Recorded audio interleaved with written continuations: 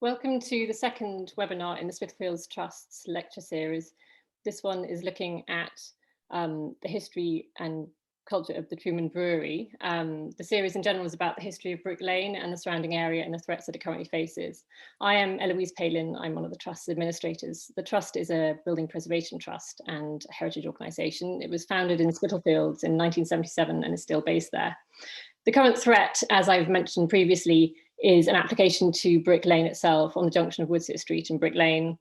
This will feature in tonight's talk, so I shan't go on about it now. I suspect that we will fill our hour this evening, so we may not have time for questions at the end, but do send in any questions you might have during the talk using the Q&A function or the chat function, and we will do our best, if you send us your personal details, email address, to reply to them by email. So tonight's speaker is Dan Cruickshank on the history of the Truman Brewery, which straddles, it's the area that straddles Brick Lane right in its centre. It's where this current planning application we're concerned about is located. Dan is one of the founding trustees of the Spitalfields Trust. And if you know anything about the history of the Trust, he was one of the original group who squatted the Elder Street houses in order to save them. He still lives on Elder Street and has done since the 1970s and is best known as a broadcaster and historian. So I will now hand over to Dan.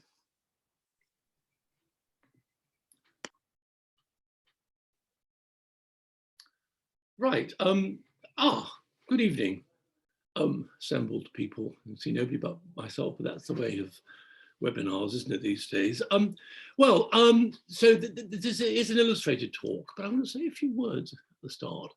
And then Eloise will put on images, but we have, though modern technology, we're reverting to the Victorian lantern show, so I have to say things like, next please, and change to get the images on screen. You will mostly be seeing images. You'll be relieved to know of Spitalfields and Truman's Brewery, not me, after this initial little kickoff in my house, by the way, in Spitalfields, 1727, very charming, in Elder Street. So as many of you know, I'm sure, that at the heart of historic Spitalfields is this large site, once one of the most intensely occupied and productive sites, industrial sites in Spitalfields. Now it's partly open space and much of it in temporary, lively, convivial use. This site, of course, lying east and west of Brick Lane, towards the north of Brick Lane, was for over 300 years, until 1989, home to Truman's Brewery. I lived in Spitalfields when the brewery was brewing, and I remember at least twice a week being enveloped by the smell of hops. It was wonderful, this great industry, but I will not go ahead of myself. I'll say more as we go along. During these years, these 300 years, Truman's became increasingly a dominant fact of life in Spitalfields, as it remained until the 1980s, and not just Spitalfields in London, in the nation. It was for a while the largest and most modern brewery and industrial operation in the nation, actually. A huge, I'll say more later, but it was an amazing achievement of the Truman family through the 18th and 19th century. It has, as I made clear, I hope, a fascinating past, but also now has, as Eloise suggested, a most crucial future. So what happens now on the site, I think, could be safe to say, will determine the fate of Spitalfields, for good or for ill. The site is going to be built upon, there's no question about that. The industrial buildings that were created, I mean, a lot was rebuilt by Truman's in the 1960s, 70s. These buildings are robust, but they're not particularly, in many ways, suitable for what is now proposed. So they will be adapted thoroughly and some will be replaced, and a lot of the site is empty. So it is safe to say that something will happen on the site in the near future. To make it clear that from the Trust's point of view, this is not a bad thing because it depends how it's done. It could be built upon, the site could be built upon, there's a large site, about 11 acres maybe in all, to sustain and enhance Spitalfield's very special, important, historic, social and architectural character. So what should happen clearly is an opportunity here to make Spitalfields better than it is, or certainly to maintain what is special about it. I mean, Spitalfields is famous as around the world as a place where different communities, notably immigrant communities, French Huguenots in the late 17th century, Irish in the 18th century, Eastern European Jews in the late 19th century, Bangladeshis from the mid-20th centuries, where these communities have thrived, lived in creative and mutually supportive and self-sustaining manner. This is the Spitalfields the world knows and loves. Emblematic area, I suppose, of tolerance and diversity, arts, crafts, industry, a place where people live and work within a fantastic, rich theatre of history, of memories. I'm one of those people. I've been here since the 1970s. It's a place that is, in its particular way, most beautiful and inspiring. Now, the first image is coming up here. This is not a Truman's Brewery, but it's to remind those who do not know Spitalfields well. I mean, I think maybe people watching from around the world. What Spitalfields at its best is about, it is an historic area, and it has within its boundaries, this is in Fournier Street, a few minutes walk from, which adjoins Brick Lane, a few minutes walk from Truman's Brewery. This is in kind of the famous image of a story. Spitalfields, early 18th century houses built largely for master weavers in the Huguenot world of the silk weaving world of the early 18th century. These houses became derelict in the 19th, 20th century. Spitalfields Trust started its life in the mid-1970s by buying a house in the street for £10,000 and repairing it. These houses were threatened, they were derelict partly, they were in terrible use, and they have been brought back to life as homes. And at the end of the street is one of the great buildings of London, Nicholas Hawksmoor's Christchurch, Spitalfields, 1714, 1729. This is the kind of the beauty of Spitalfield, the architectural beauty and the social life embedded within that beauty is famous. So let's just remind you of the importance, the character, why Spitalfields matters. At its best, Spitalfields is a model of the way people want to live, ought to live, in historic city quarters, people living and working and restoring buildings. People are here because they love Spitalfields, because it offers things which they enhances their lives.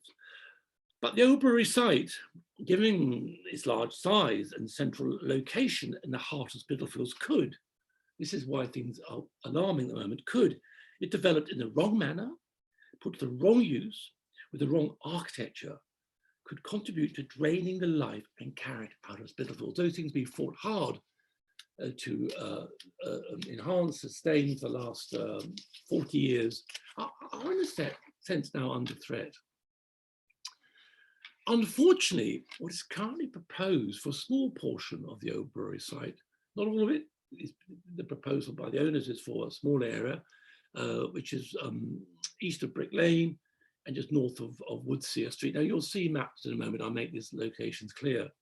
What is currently proposed is alarming. The scheme suggests one possible future for the brewery site, an alarming future, as I said. It could become a place of bland, large-scale architecture dominated by corporate style City of London commercial space and shopping mall type retail. Uses that would be in painful conflict with history, with the neighbours and the neighbourhood. And of course, this is an ironic moment in a way for proposing such commercial uses, offices and shops.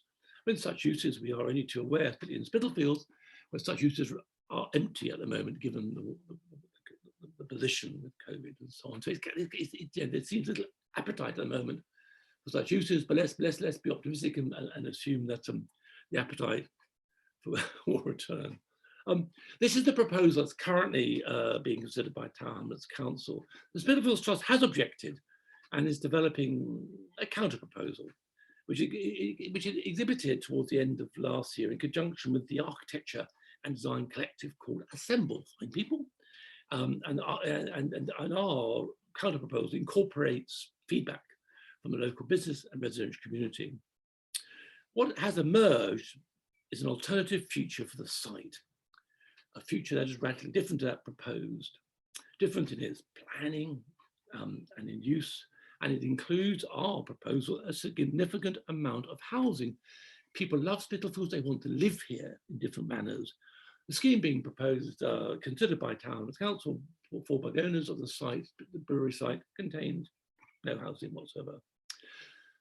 So the debate is launched and continuing. This evening's talk is essentially part of this debate.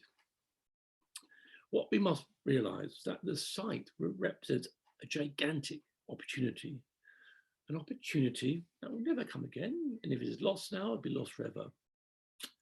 If the site is not developed in a manner that recognizes and enhances the character of Spitalfields, or that does not reflect and respect the character of the listed buildings that abound the brick lane edges of the site, then this opportunity will be lost and gone. And that is why I've said this is a crucial moment for the future of Spitalfields. The thing going wrong now on the site developed the wrong way. I think Spitalfields is going to suffer a terrible blow, a terrible blow.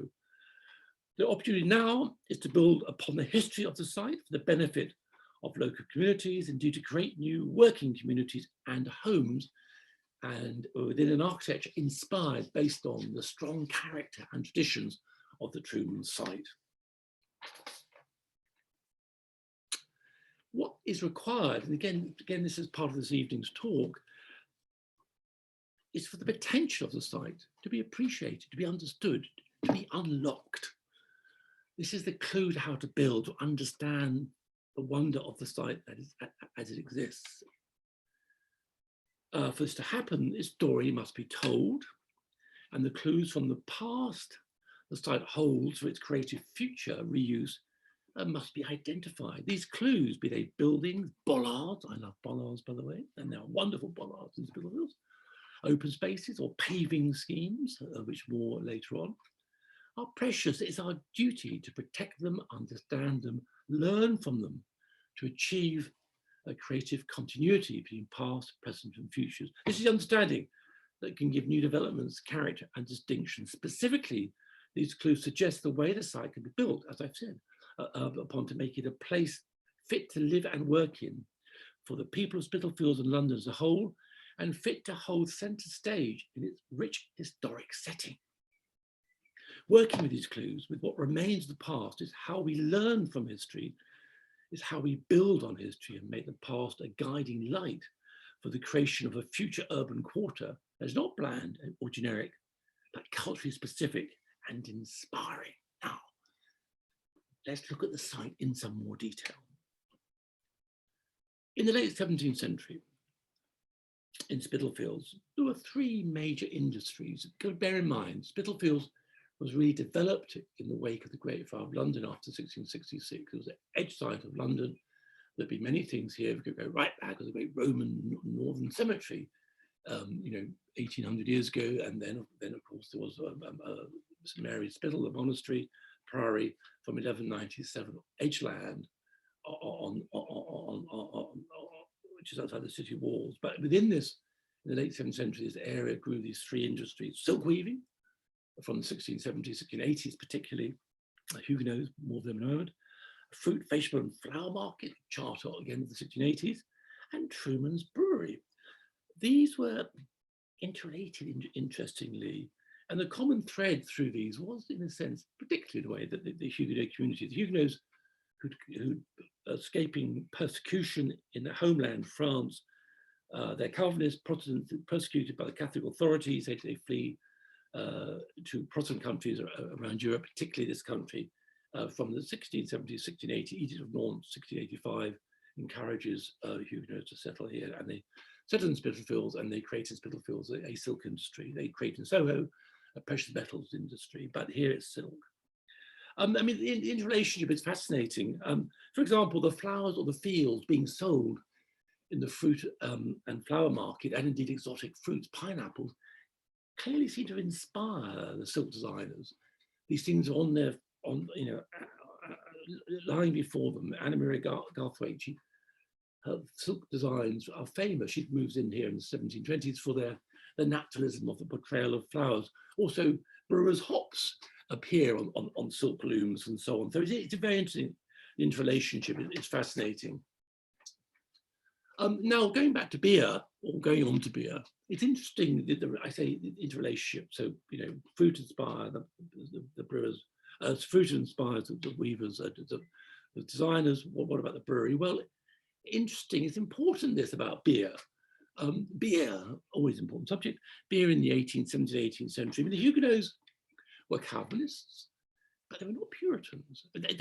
They were godly people of business, of commerce. They loved business, they loved commerce, and ambition and drive were, if fair, were godly, providing the trade was moral and they weren't conducted with honesty. And Huguenots loved fine and beautiful things. I mean, indeed, by the late 17th century, they were making some of the finest and most beautiful things in London, in Spitalfields, as I said, fig and silk, and so precious metal objects, and then, furniture and clocks and so on. So Huguenots had no profound problem with beer. Brewing might not be godly work, but it was not the devil's. Beer and ale were not the demon drink, that was gin. And the 18th century attitude to beer is made clear by William Hogarth. If you next image, please, Eloise. Now this is interesting. We have gone out of, maybe we haven't got a sequence. Okay, well, this is interesting insofar. We actually, what's happened to the Hogarths? They were up there before, Gin Lane and Beer Street. This is a terribly relevant image, but now after this, what's happened to Hogarth? Right, this is curious. They've disappeared. I don't know, Dan. Do you want me to scroll forward and have a look? They were there before. There they are. There they are. Okay. Right. Okay. So the images by Hogarth. I just made a little point about beer. So it's 1751. This is Gin Lane. He's showing here that the moral degradation of drinking cheap gin.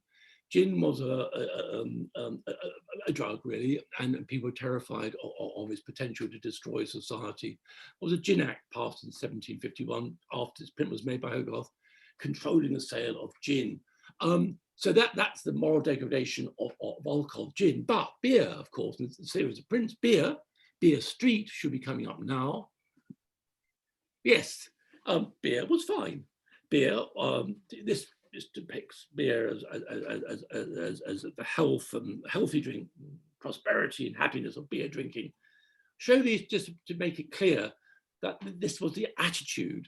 So when the Truman's Brewery gets up and running in late 17th century, early 18th in Spitalfields, it's not a moral clash with the Huguenots. They are Calvinists, they're moral men, but beer is fine. And so Truman, when he settled here, Joseph Truman, the beginning of the Truman connection in the late 17th century, he'd have had no problem with the Huguenots. All would have been quite congenial. The Truman connection is interesting. As far as we know, there was a brewery on the site of Truman's Brewery from the 1660s, happily brewing away on Brick Lane. Joseph Truman seems to become involved in 1679 when he purchased an existing brew house on the corner of Brick Lane near Black Eagle Street. Well, again, all will become clear when I get to the maps in a moment. He purchased this going concern, a small business from a man called William Bucknell. The Survey of London, this great volume of the 1957, points out that the earliest reference to Joseph Truman in Spitalfields is 1683. A few years later, 1694, he leased further land, including another brew house on the east of Brick Lane from a guy called John Hinckley. So the origins of the Truman enterprise obviously dates from the 1670s, thereabouts, and it's slightly confused. What's interesting about beer, I say it's a big business in London, one of London's biggest businesses in the 17th, 18th century. There are lots of little things called common brew houses. I'll get on to that in a moment, dotted around London. And Truman starts as one of these. There are hundreds of little brew houses. Obviously, to make beer, you need, well, one thing, basically, don't you? Or two things, hops, ale, and you need a goodly supply of water in quantity and in quality. It always puzzled me about Truman's Brewery. There had to be wells there. Over the years, I've explored and I've looked and I've asked people who work there where the wells were. No one quite knows. There's lots of rumours about vast wells on the site. There had to be a huge supply of water. What there was the Snacoxville, interesting, lovely word, Snacoxville, that was a conduit that supplied St Mary's Priory in Spittal Square. Now that was the image we saw earlier on, which may have, I think we've reordered ourselves. I think you have to go back, Eloise, to the first one you had. They go back. Oh, okay. Look, this is a Museum of London survey of St Mary's Spittal Square, the great Augustinian church off Bishopsgate, which is just to the right. And this is where Spittal Square now stands. This was a great priory church, 1197, and of course, all great priory dissolved, lovely word, by Henry VIII in the 1530s, 40s. But you see at the top here, where it says piped water supply. That is the Snakeox Well. Snakeox Well seems to have risen as a conduit in what is now Cheshire Street, then being carried in pipes to the Priory, down, for you who know the area, down Blossom Street. Blossom Street seems to have been created as a highway for water to be conducted to the Priory. So there are sources of water in the area, and I suspect this is one of the small sources that would have been from Cheshire Street to Brick Lane is not very far. We do not know. It's a fascinating, but there was clearly good lot of tasty water around Spitalfields in the 17th and early 18th century. Next slide, please. This is simply just to show that's the church as it was before the Reformation, one of the most huge, important medieval church in London, St Mary's Priory. That's a charnel house, bottom centre, that survives as a ruin now below a commercial building, what's called Bishop Square. Onward, please. Yes, always has to watch time, okay. This is Braun and Hogarth's London map of 1572. I just show it to you to put what we're talking about in context of London for those who don't know it so well. So 1572, if you go to the top and go to the right, where the city coat of arms is, that actually is exactly on top of Truman's Brewery, the way things are. But you see, coming from below the coat of arms is Brick Lane. So at this point, Brick Lane existed. And the first reference to Brick Lane is 1550 in a survey of Stepney. It talks about it as a location for tile garths, that is places where tiles and brick clay was dug. There aren't buildings, but Brick Lane is there. It's on the edge of London. There you see, just to the left of that coat of arms, the remains of Spittal Square. And where the Priory was, then to the left of that, going north, is Ermine Street, Bishopsgate, the great Roman road going north. Next, please. The archaeology of the site is pertinent. So it's on the edge of London. The 16th century gets developed in during the 17th century, but mid 17th century. But during the Civil War, about 1643, this amazing project took place. The Parliament fortified London. This is a 1630s plan of the parliamentarian fortifications of London, earthen built using Dutch engineers, put up very quickly and taken down very quickly too, as it happened, because they were not needed. But in 1643, thereabouts, this vast circuit of ramparts and bastions is put around London. If you go there, you probably have guessed number 3, the bastion number 3, so top right, that is essentially on the junction of Henry Street and Brick Lane. Henry Street is a street off Brick Lane going north. And if you go up from that, there's a diagonal rampart of earth to 2 bastions, which are basically where Shoreditch Church now stands. The wall, the ramparts connecting these bastions, it goes across Truman's Brewery. So, whatever happens in the future, it's pretty clear below the site of Truman's Brewery, either east or west of Brick Lane, we'll find the remains, evidence of this great rampart. It's a sensational story. Basically, Brick Lane became almost a wall walk just inside the foundation, the fortification. So bear in mind, there is below ground a history, a story, an archaeological story to this site. Leave it there. On the next one, please. Okay, now they bounced out of order, didn't they? Next one, please. We've done these. Yes. It amuses me. Rogue's Map. I'll come back to Rogue's Map, 1746. Look, here are Elder Street. If you look at the top to the left, you'll see Elder Street, which is where I'm sitting right now. And behind me is the brew house. This is typical of Spitalfields. There are brew houses everywhere. I think I did some research some years ago in 1699. I think there was something like, oh, I can't remember now. I mean, 400 or 500 brew houses, common brew houses around London. It was a big business. So Truman started as one of these, but it grew to monstrous size for various reasons I will explain later on. Now, on next one, please. Okay, now the site. Luckily, we are well supplied with early maps, and so one can illustrate and imagine quite clearly what was happening. So this is Ogleby and Morgan's map, 1681, 1682, tremendous London map of detail. So I haven't got pointers, but I will talk you through it. You see Brick Lane, north to south, just right of centre.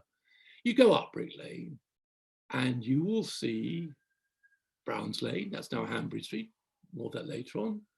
And you go up and you get to Black Eagle Street. Now, Black Eagle Street is the location, the junction of Black Eagle Street and Brick Lane of the brew house that Truman bought. North of Black Eagle Street is essentially the area that became the brewery gradually.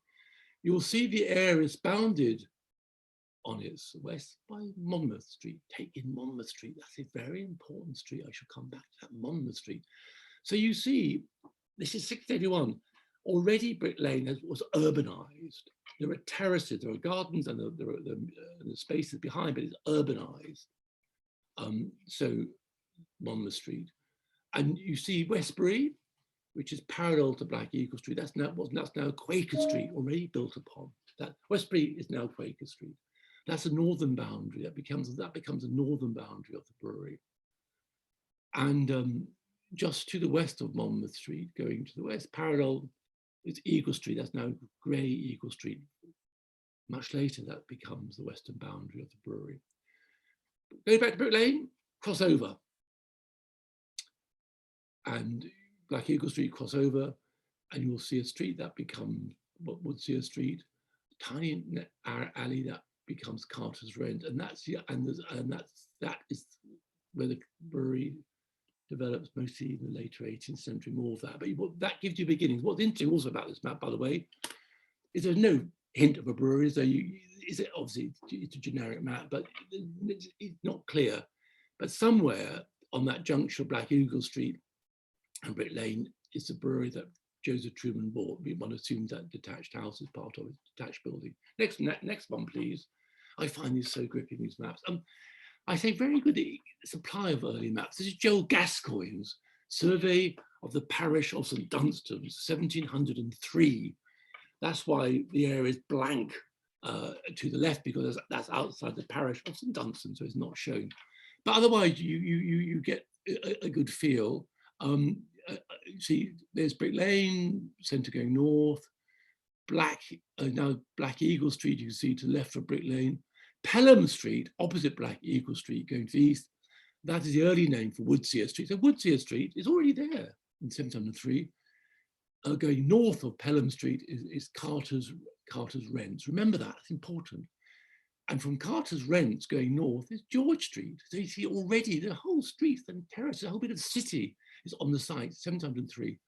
I hope it's not too much detail. Going back to Brick Lane and go to the left, west, you see there's Monmouth Street again and so on. And interesting, Quaker Street is now named, and Westbury has an E, Westbury Street. And Quaker Street extends to the east as Spicer Street, that's now Buxton Street. All these are important. You can't remember vaguely these names because I should be coming back to them. Next, please. Okay, we have about 35 minutes. Oh, this is lovely too. This is John Stripe. John Stripe's a great man. He reissues Stowe's Survey of London, first published in 1599. Thereabouts. Stowe's reissues 1720. John Stripe's reissue is 1720. A hugely important book to understand London's history.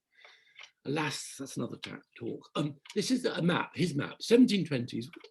Taking Gascoigne, but it's interesting to explore this. If our object is to see the physical origins and growth of Truman's, which has become, as I say, one of the greatest industrial enterprises in Britain in the 18th century, it's tantalizing to see how it starts. So, okay, you see Pelham Street, now Wood Street, Brick Lane in the middle, Pelham Street, just go north of Pelham Street, and on the left is no, sadly not named as Black Eagle Street. Okay, that's the core and the junction of Black Eagle Street. After streets become Ram Alley, very confusing name change. But those detached buildings opposite Pelham Street on the west side of Brick Lane, that must be the brewery emerging. Okay, next please. But it's small, it's small. Roke's map, 1746, the great map of London, but of course he shows urban blocks rather individual houses. So one's struggling a bit here, but you can see Black Eagle Street in the middle of Brick Lane, Pelham Street, which is still called Pelham Street. And there's no sign, is there, of the brewery enterprise? Maddening. What you've got are these indentations, little courts off Brick Lane, on the west side of Brick Lane, between Brick Lane and Monmouth Street. That again, that's where it's growing. The brewery's growing there. We know the brewery, the core is a junction of Black Eagle Street, which is you see, and Brick Lane. So yeah, it's very curious, this whole business, the way maps do not portray the growth, evolution of this great enterprise. Next, please. Okay, now the brewery buildings are of course a huge repository of information to understand the brewery in its early days. Couple of points to make here. The first point, I suppose, is that in 1722, Benjamin Truman gets involved. Joseph's one of his younger sons. He has an older brother called Ben Truman. Second, not up to much, but Ben is a genius, and he takes over the running of the brewery, and he gets involved in 1722. And then things really start to develop. He becomes the great force, Ben Truman, the great force in the brewery's expansion and its growth as a national institution. From his time, I mean, he makes amazing connections. He gets knighted eventually. He supplies beer to the king. He gets very well in with that level of society. What you've got from his time, and there's a wonderful painting I'll show you in a moment. In 1773, Gainsborough paints him as a great gentleman, and this painting used to hang in this building. What you've got, the main survival from these early years when Ben Truman's involved, is this thing, the director's house. As far as I understand, Ben Truman lived on the site in the building behind us to the west of this. I'll show that on a map in a moment. That's got long gone. But what we've got is a really tremendous building, this building of 1730, 1740, with adaptations later on inside, the director's house. It's an office where one of the directors would have lived in some style on Brick Lane, with these pairs of pilasters framing its Venetian windows. So this building is there, thank goodness, and is now in some use. When I first knew Spitalfields, when the Trust first got involved in Spitalfields in the mid-1970s, I knew Spitalfields way before that, but I remember Truman's were brewing on site until I said before the 1980s. There were dramatic moments. They were going into eclipse. There was a reinvestment and so on. Got rebuilt. It was amazing and magical. The brewery was secure. You couldn't get in, predictably. But I remember we were granted a visitation. The directors allowed us in. They met us and gave us a drink in this building. In the ground floor, I was amazed at racks of muskets. They'd obviously been there since either Gordon Riots of 1780 or some moment when the brewers felt vulnerable. I imagine the Gordon Riots. And so there was a militia base there. And one went upstairs, these wonderful rooms. And there was Ben Truman's portrait hanging on the wall, painted by Gainsborough. You've got the sense of the importance, the illustrious history of this site. And at time allows me, I'll say more about that in a moment, what happened after Ben. If you go in, next image, please. Okay, that was my photograph, I think, taken, it was the early 70s. Inside, tremendous corridor, processional route, like a country house. This is 1780s, actually. So there's these saucer domes like William. It's like Robert Taylor was working the Bank of England. It's a wonderful, wonderful, grand and aspirational statement of Truman's worth. Brewers to the king, brewers to the nation. Next, please. Then there's this wonderful boardroom, Rococo decoration. So this is presumably refit of the 1760s. I should say this does survive. Let's not panic too much. There is the Ben Truman of Gainsborough. That's how I knew it. And then I remember a replica was put up for a bit, a copy, and then it was gone down. It's now in the Tate. But a wonderful room, epicenter of power, brewers' power, merchant princes residing in their palace in Brick Lane. Wonderful stuff. Next picture, please. Just to show, there is 1773. There is Ben Truman, as a great country gentleman, ended up in the Tate. Gainsborough, 1773, 1774. Wonderful. A city magnet. Next one, please. Okay. Well, the Horwood's map. Now, this is Richard Horwood's map, 1799, 1819.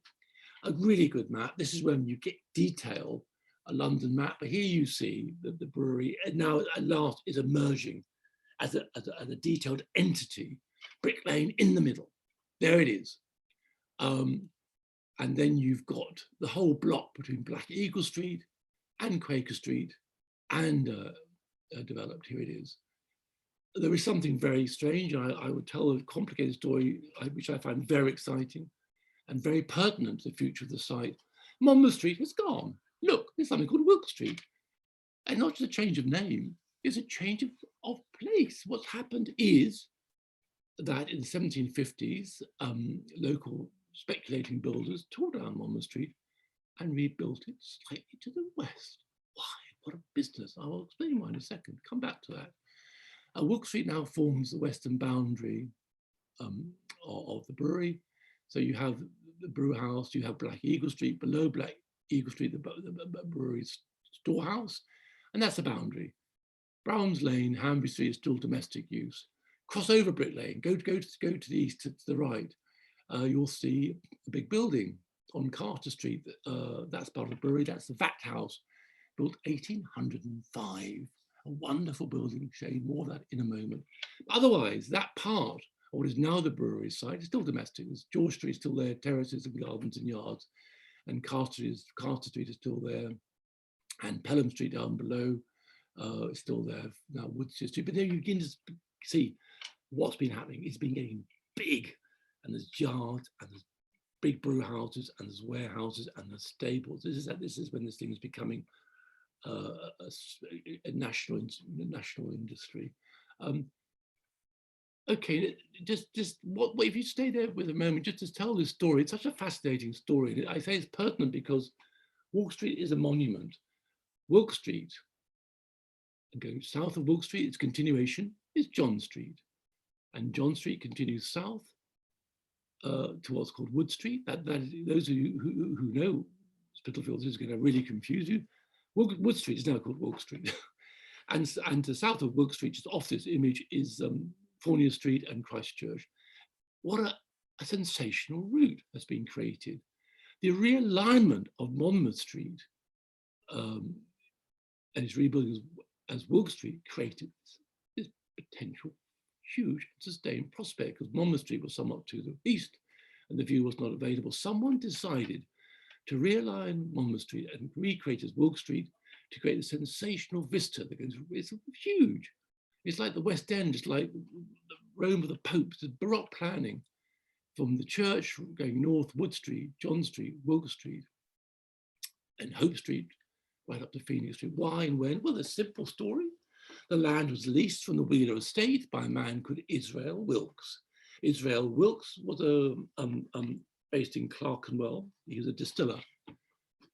And in the mid-18th century, he had a long building lease from the landlords. And he was a father of, guess who? John Wilkes, the great radical politician. That is another talk. In the 1750s, John Wilkes entered Parliament for the first time. As far as I can see, this street, realigned, was named in honour of John Wilkes by his father. We'll leave this for a moment.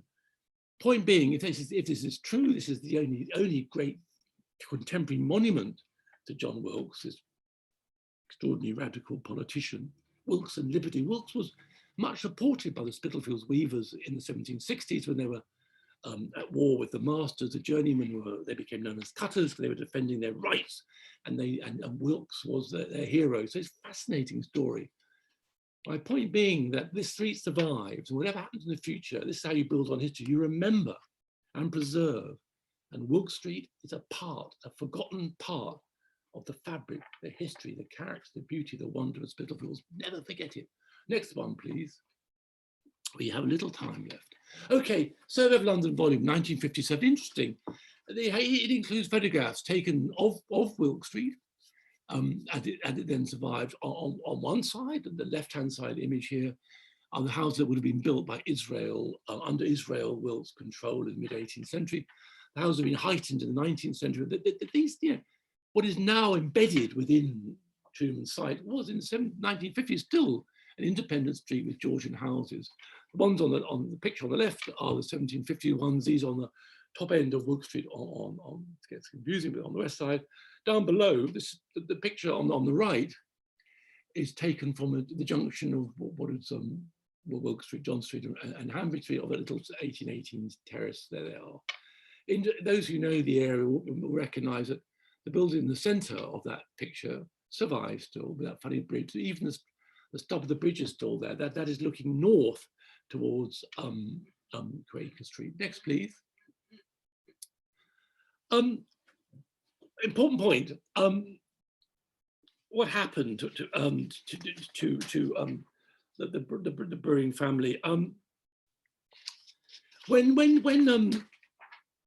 Ben Truman died in 1780, he didn't have children. He left the brewery to his grandchildren and to a head clerk called James Grant, a big going concern. When Grant died in 1788, his share was purchased by Sampson Hanbury. I will say that again, Sampson Hanbury, great man and part and parcel of the transformation of Truman's from a big brewing business in London or East London into a major, important national institution of altruistic vision and social conscience. This is what's so fascinating about brewery, about Truman's.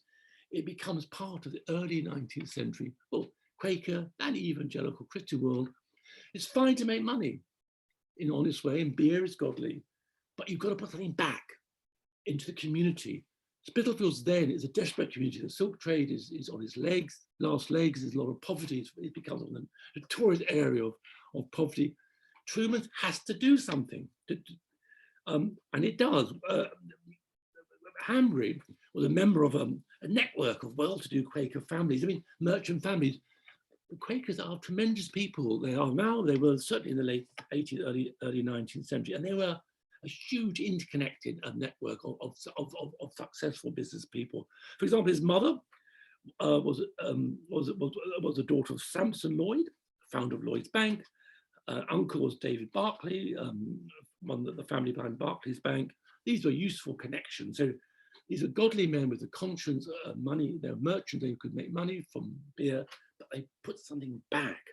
And for the next 45 years or so, after Hanbury acquires a brewery in 1788, he becomes a driving force, expanding, modernizing. He, for example, in 1805, installs the first steam engine. He builds the vat house I mentioned before. Key point, in 1808, his nephew, Hanbury's nephew, becomes a partner, and the nephew is a blessed Thomas Fowell Buxton, great man. He comes in to handle the books, to yet further reorganize the brewery and to improve efficiency and quality. He's an incredible character. Business-wise, he realizes that the railway age is a huge boon. You can bring in raw materials, you can bring in beers from elsewhere, from Burton. You can transport beers off around the country and so on. So all of that is part of it. And so Buxton turns the brewery into greater success, helped by the way that the government in the 1830s, the government removes taxation on beer, getting part of the fight against gin. Taxes removed, more beer is made as the market increases. But more to the point about Buxton, he honed Truman's social conscience. I mean, he was a centre of this band of 18th century, 19th century evangelical Quaker radicals, and he confronted the troubles of the nation, of the world, as a matter of Christian duty, I suppose. His mother was a Quaker. He seems to be an evangelical Christian rather than Quaker directly, but he married into the great Quaker hierarchy. Through his mother, he met a man called Joseph Gurney. Anyone who knows anything about Quakers knows Joseph Gurney, a leading Quaker figure based in Norfolk in the late 18th century, early 19th century. Gurney had two sisters. One was Hannah. Buxton married her, starts going to Quaker meeting houses. And Hannah had a sister called Elizabeth Fry, famous, prison reform. That's Buxton's sister-in-law, and he becomes involved with her in prison reform. And most famously, latterly, he gets incredibly involved in the anti-slavery movement in Parliament. He becomes an MP in 1818 and becomes the head. He inherits from William Wilberforce the headship of the political party, the organisation within Parliament, fighting against slavery and fighting for the emancipation of slaves, which happens under Buxton's control in 1833. Local Quakers are fascinating. I mean, I've become often obsessed because the world in which Buxton and Hanbury moved was tremendous. There's a man called William Allen, son of a Spitalfield silk weaver, and he was also related to the Hanburys. And in 1797, he gets involved in starting a ladling society. And basically, you do something to help, something practical. The poor are there. And so a soup kitchen is started by this man, William Allen, in 1797. What's fascinating is that where the soup kitchen was located survives. This is my picture of Brick Lane in the early 1970s. You'll recognize, I suppose, the block is still there, just to the south of Truman's Brewery, spitting distance, as one says. These buildings are now Taj stores and so on and so forth.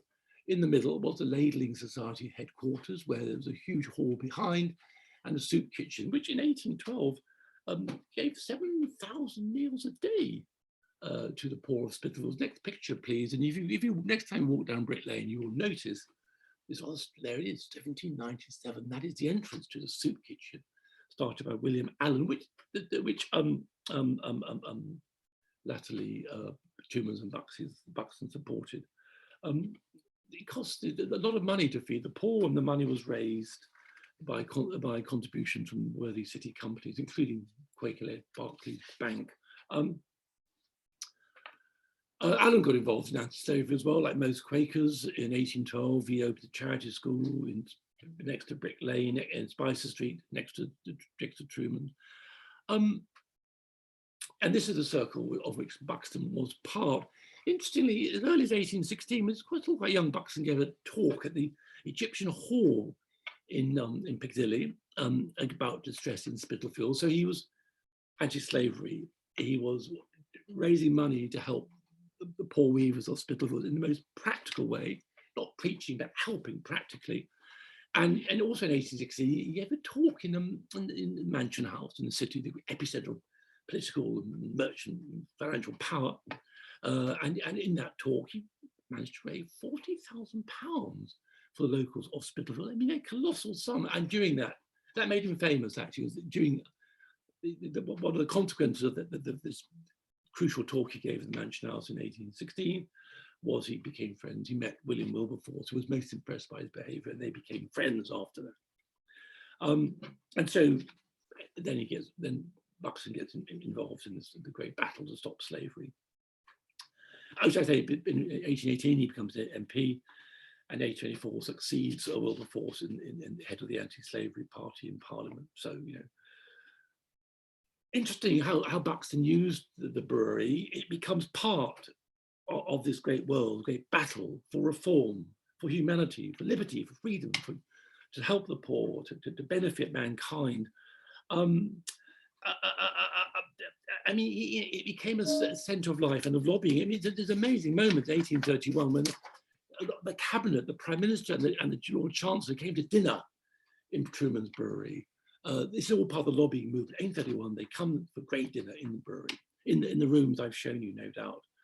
And they had beer, and they had, of course, porter, lovely dark beer, and they had beefsteaks. beefsteaks cooked on the on the boiler in the boiler house, on the furnace of the brewery's boiler house. This is political food, by the way. Already the Prince of Wales had talked about, beer and beef that made the British what they are. It was a conscious, patriotic kind of political dinner. So, this gets given Truman's, an outstanding legacy. It is a guiding light. Its history, of tolerance and compassion, a beacon for future generation to follow. All who had to do with Truman's, the buildings, the land, its history, have to take example from these great men. This is a place where giants walked, and but these characters combine business acumen and social vision. Where are these people now? Well, we look. I fear that they're few and far between. The vision, for a moment, in a way, has passed away. But this is another lesson to learn from history. My theme for tonight: learn from history, build on history, like the remains of Wilk Street. Love it, enhance it, preserve it. The memory, it gives distinction, something special to the site. The traditions of Truman's Brewery are special, and it's also a great pride. When I was writing this, I was just having thought, but back to Dickens, what one always does. Remember, towards the end, the beginning of Christmas Carol, which is 1843, isn't it? Dickens expresses this view through Marley's ghost. And Scrooge says to Marley's ghost, remember, you were a good man of business, weren't you? What's the problem? Why are you shackled up? Marley says, mankind was my business. The common welfare was my business. Charity, mercy, forbearance, benevolence were all my business. The dealings of my trade were but a drop of water in the comprehensive ocean of my business. Such men did exist. Beyond Dickens' imagination in the business world of the mid-19th century, Buxton clearly was one of them. Next picture, please. We have a few minutes left. I've got a lot more to say. I'm going to have to cut myself short. Just got just under 10 minutes, Dan. Let's go to the brewery briefly before coming up to date. A lovely image, 1842, the year after Christmas Carol written by Dickens. Here you see the brewery in its prime. It's a wonderful image, isn't it? Looking north up Brick Lane. Buxton died in 1845. This is the world he created with Hanbury before him. If you look up there, interesting, always love this. There's a steam engine crossing the Vard. That's just not there by chance. Steam engines were important. Locomotives for transport, bringing in goods, taking out beer. On the right is the 1805 Vat House. Maybe you can't see it clearly, but it's like a little temple of beer, with like a chapel pedimented. Next to the Vat House in the centre on the right, with the arch, is the chief engineer. Is the engineer's house, 1830s, with that dray horse with barrels going through the arch. Beyond that, it's a sensational multi-story stables. Brewing is important. The process of brewing for breweries is important, but all equally important were making and maintaining barrels and horses to drag the beer around the city. So, cooperages for barrel making, maintenance, and stables big. So that is a multi-story stables, 1831. That survives. A guy called Davison, engineer. So these are all the listed buildings that form the eastern edge of Brick Lane. At this point, clearly the brewery had expanded quite a lot to the east of Brick Lane. This is the process that took place from 1800 onwards. Earlier, it was on the left-hand side, the west side. Looking at the west side, in the middle is a building that survives in 1830s. Again, house of the head brewer, I think, head brewer's house. Behind that was a so-called experimental brewery, and beyond that was called the Number 10 Brewery. These are wonderful kind of large-scale commercial classical style architecture. The next image, and just look at the drays coming and going. This is a wonderful thing that the gentle author discovered lodged in the Bishopsgate Institute, a model clearly based on that print. I don't know what date the model is. It could be any date, I suppose. I don't think it's 1840s. But there again is this locomotive going across the bridge, bringing goods in for the brewery or taking beer off. there you see the same building. There's a lovely, maybe the 19th century. Next, it's a lovely image, from the survey. Well, the survey of London, 1950, just to show the buildings that survived. There is a head brewer's house, extra stories added to it. This survives. Then the experimental brewer. I mean, by the way, it's a sensational building. Lovely. It's a house and it's a brewery, and the architecture is fused. So these brick lane elevations, these giant arcades, brilliant for kind of industrial architecture, but also they're part of a domestic house. So it's lovely. The last arcade has a small lunette in it, and beyond that is the 1850s experimental number 10 brewer house. The one at the end. I remember that building. It was demolished, I suppose, in the late 70s. No one cared, of course, at the time. That was the end of Truman's. They had a rebuilding phase just before going into being bought by Grand Met. Tragic story another time. And then on the right is the brew house. And the chimney appeared in the 1920s when the stables, well, horses go, no more horses, the stables becomes the boiler house. Next, please, we can be very quick. I do want to get on. Oh, that's the lovely building in Wilk Street, the north end of Wilk Street. That is the 1850s brew house. That was stretched back to Brick Lane. That was demolished, I say, in the 1970s. Next, please. We've got to be really fast now. Just an 1890 Ordnance Survey, quite interesting. You see the brewery where it's expanded. It's still bounded by Wilk Street on the west. And then there's the mixture of buildings to the east of Brick Lane, the brewery yard. But the boundaries, Cart Street is still domestic. Heneage Street, below that, still called Pelham Street, Woodsear Street, still domestic, not in brewery use. And look to the south of Black Eagle Street, there's a big storehouse, but still going down to Hanbury Street. There's still buildings on Hanbury Street. The brewery has not expanded. Next, please. Be really quick. I've got to get on to the last images. A lovely view of the courtyard east of Brick Lane, I think taken from, I imagine, the chimney, looking down towards the Cooperage, towards Spittle Street. Those who know the area will love this. It's interesting. Looking down, this is the yard full of sets and temporary structures. And so that is basically perched above Brick Lane, looking to the east, down onto Brewery Yard, east of Brick Lane. Next, please. 1899.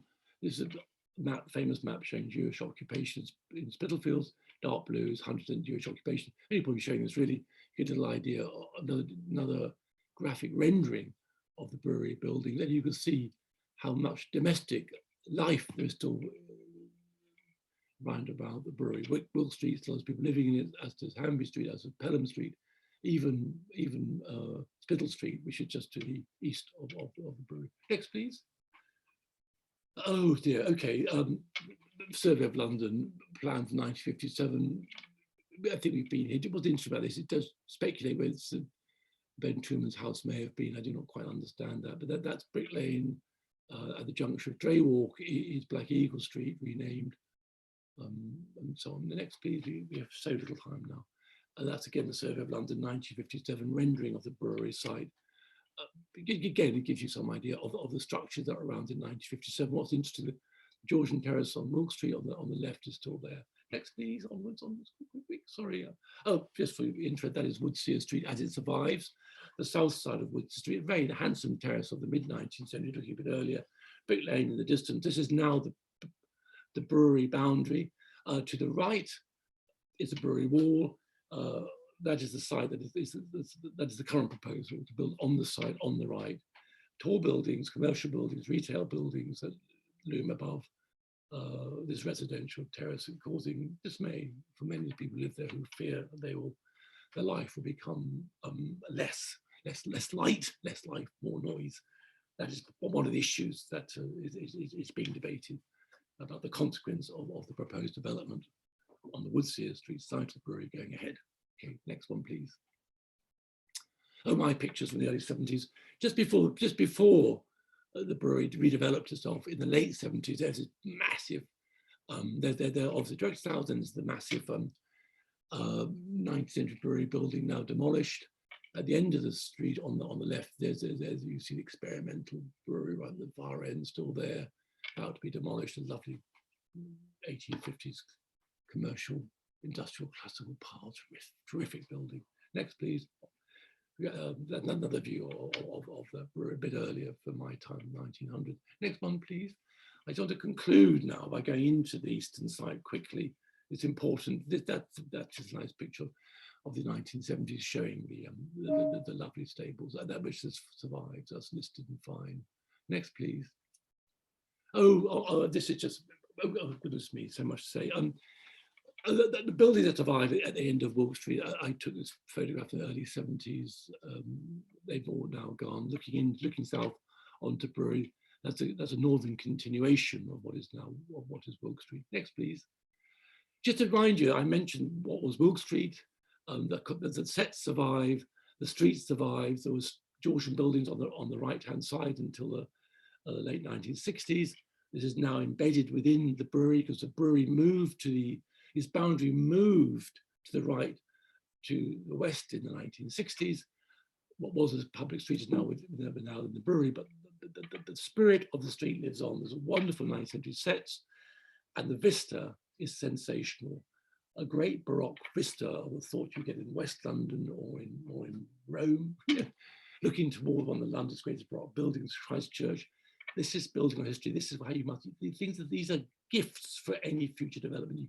You retain, enhance, is inspirational to make this work as a piece of city again is such a wonderful challenge. The next one, please. Moving down slightly, that is Black Eagle Street, now Dray Walk on the left. There's Christchurch. This gives you some sense of the space, of the potential, of the possibilities of reclaiming this now lost and forgotten bit of tremendous Baroque townscape on Spitalfields. Next, please. I will have to be very in 2 minutes. I just love the sets in that street. Never take these things for granted. They're there. People walk over these sets. They don't know what date they are, between the mid-9th century. They are like a tessellated Roman pavement. They are beautifully organized granite sets. Tight joints. Sizes are selected for tight joints. The colors are beautiful. The main street, Wilk Street on the right, Dray Walk, Black Eagle Street, slightly inferior street on the left. So the sets are slightly inferior. But it's a work of art, of memory, Paviour's art, a beautiful thing to behold. Next, please. Okay, but now just other details around, always to enjoy. There's the genuine cannon bollards on Brick Lane, that's in front of Truman's Brewery. These are real cannons, not cast iron ones. They once were common in London, very few survive. Next, please. I just want to, the southern boundary of the site was extended and demolition took place in Hanbury Street. Just to say, the Brick Lane Brewery moved south to Hanbury Street in the 1960s. The whole swathe of buildings were demolished of 1700. These are my pictures from about 1969. Hanbury Street, 1700 houses, as they were being demolished in 1970-69. Next picture, Truman's bottle store, that's still there. It was a tragedy. Next picture, please. That's Hanbury Street again. Next picture, please. I just want to conclude by just taking us through, just in a sense, this is the topic of the evening. This is where proposed changes are afoot. Okay, there's the Fat House. There's the arch leading into the courtyard to the east of Brick Lane to the brewery. There's stables, there's a chimney. We're going to go through the arch. In that 1842 illustration, you saw a great dray coming out of there, loaded with barrels of beer. Now we're going to go into that arch. Let's go next, please. We're walking in. There's the arch behind it. Look at the wonderful, wonderful paving, the sets, the granite sets, great lamps of granite to accommodate the great grey wheels of carrying Truman's beer in and out. Next, please. There was cast iron. Oh, just enjoy the cast iron bollards of the early 19th century there. Lovely cannon one, but not a real cannon, cast cannon. Just the beauty of what's below your feet. The colours, the matching, the skill of the paving. I mean, basically, coarse very accurately. The granite sets are chosen to get tight joints. Next one, please. Look at that wear. That's the cast. That's the steel rim of a dray's wheel. The dray's coming and going dozens of years, worn into the granite. Incredible. That's why it's important to leave sets where they are. The authenticity is important. You lift those and put them back. You lose that bit of history, that memory, that moving moment, which is all about activity in this yard as it took place for over 100 or so years. So you have granite curve, granite slabs, the wheels, granite sets, and York stone. Just beautiful. And a lovely, the next one is lovely. Next, please. It's just a lovely. Next one's a lovely Doric column with a bollard, or it's got a spigot on the top. It must be maybe it was a gas lamp on there. It's a lovely thing. These things are so easily forgotten, easily lost, and once they're gone, no one can ever remember them being there. But when they're there, they give meaning and dignity and memory and special quality. Next, please. There's a lovely detail. There's a little spigot. It's in Covent Garden. Is a Doric, cast iron Doric bollard, which does have a gas lamp from it. It's maybe a gas lamp or maybe water. I do not know. Next one, please. Okay, so into the yard. There's a cooperage building. These are pictures taken late last year, mid last year by me. The sets are still in place. The cooperage is there. The arch to the cooperage leads to Spittal Square. Lovely little chimney next to it. Next, please. The view within the arch, looking back towards Brick Lane to the 1980s, early 80s brewery buildings. Again, the sea of cobbles and the lovely sets rather, and the granite curbs. Next, please. I love these buildings on the north side of this yard. The brewery buildings, obviously, they're modest, but they have great potential and power. They are these structures back onto the wall on Buxton Street. So it's a boundary. Always intrigued me. The arches, the semicircular, narrow windows. These speak of a fashion of the early 19th century. If you go to the next couple of slides and observe the sets in front of these buildings. Sir John Soane, well, you know his museum 1812 in Lincoln's Inn, his house and museum, 1812 in Lincoln's Inn Fields.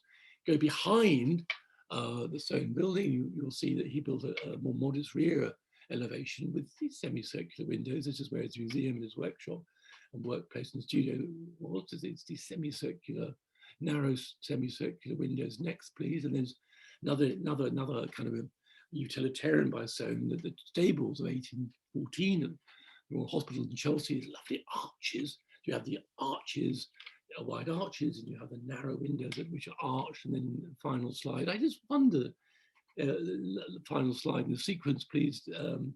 I just wonder whether Buxton knew Soane. It's a unique building. Look at the setting. Not listed, of course, should be, but of course enhanced by its setting of the sets, creating wonderful, complete little world of early 9th century industrial brewery life. The sets, the beauty, the building. Next one, wider context. They're amazing, the sets, weren't they? I look at these sort of slabs of granite. There's a whole story here about adaptation, change. I always thought like going around Pompeii, where you see the evidence of a lost life. You can see there were walls that have gone, and interiors and exteriors. You just long to explore it, to investigate it, to take it as an inspiration for the future of this tremendous space. Next, please. A detail of the sets in this yard. I happened randomly. I picked this because of the mixing of scales, of directions. It's an abstract beauty to it, isn't there? Right, well, this is where I end the talk almost. If you could the next slide, please. What has happened is that all this has been destroyed last month. It is complicated, the situation. We have to say that there's a dispute going on. The cobbles have been lifted. The sets have been lifted. Here's a picture of them being lifted. Spitalfields Trust was almost alarmed. We already, in our exhibition late last year, published a description of the sets and saying how they were important and they should be inspirational. They're not listed as such. It was a conservation area, is a conservation area, and the Trust view that the sets, the yard is within the curtilage of the listed buildings on Brick Lane, And therefore, one assumed in the normal way of things that planning permission would be required to lift the sets. If they were to be lifted, it has to be a planning issue that requires consent. We approached the owner. The owner assured us, to quote, the intention is to relay cobbles as part of future development within the Truman Brewery site, preferably within the public realm, so the cobbles can be appreciated by the public. Tower Hamlets' position was they thought perhaps initially there had been a breach, but now the current position of Tower Hamlets is that this is permitted development. To remove and lift the cobbles is permitted development, and plan permission is not required. The trust continues to challenge this. Not what's gone is gone, but there are other parts of this brewery, other sets, Wilk Street could be protected. We have to establish a principle that the sets are part of the history, the beauty, the character, what is special. And if you take the next picture, you will see that the sets have been lifted and what's gone back is concrete. Well, if the owners do honor what they said and plan to replace them, that is a problem, because the next image shows the sets as Buxton Street piled up. It is very hard to put such things back properly. The craft is in the sorting, the laying. Is someone going to course those into different widths of sets to lay them closely together as it had been before? The authenticity is important. The art and craft of laying is important. Just to put random cobbles back with tight joints, not properly coursed, is not really the answer. So, this is how it stands. The debate is ongoing. The trust is still asking Hamlets. Well, we're still challenging its view that this is permitted development. As far as the trust is concerned, simply the earthly remains of Thomas Buxton and Truman's Brewery in the 19th century, one of the wonders of the world, the brewing world, the industrial world, have been reduced in interest and in visual charm and importance. I mean, this is serious. And it's worth, I say, establishing exactly what the procedure is and to stop it happening again to other parts. And because, of course, it is Tower Hamlets Council in a few weeks' time is going to take a view and make a decision about the proposal for the Woodseer Street site of the brewery for a scheme which the trust feels is inappropriate insofar as its large-scale commercial and retail space, and which seems in its architecture not to do justice to the tremendous power and history of the setting. At that point, I'm going to stop, and I'm sorry to have gone on. I've gone on 30 minutes longer than I planned to, but there we are. There's a lot to say, and it is, for Spitalfield, very important. The trust has fought hard for Spitalfield for 40 years, and I think in our exhibition, we canvassed a lot of local opinions. The exhibition, as I said, was late last year before this happened, the removal of the sets, but we got a lot of local opinions about the proposed Woodseer Street scheme, and most people, as far as we could see, felt that it was important that the magic of the Spitalfields, the mixed use, its tradition of people living and working, was respected and enhanced. So for the trust, this is a battle of huge importance. And I'll end up only by saying what I started about. If this goes wrong, Spitalfields will be reduced. If it goes right, Spitalfields will be made a better and more beautiful and more historic place than before. It's on the cusp, it's on the cusp. Thank you very much. Thank you so much, Dan. That was completely fascinating. Well done for racing through it all at the end as well.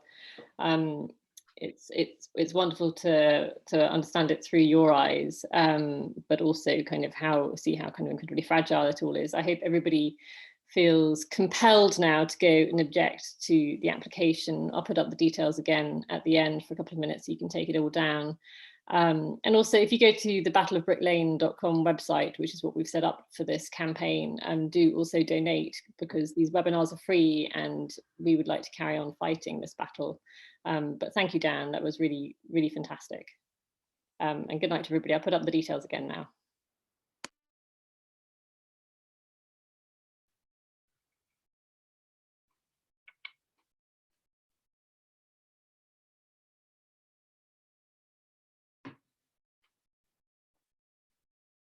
Oh yes, I forgot to show those pictures. The exhibition.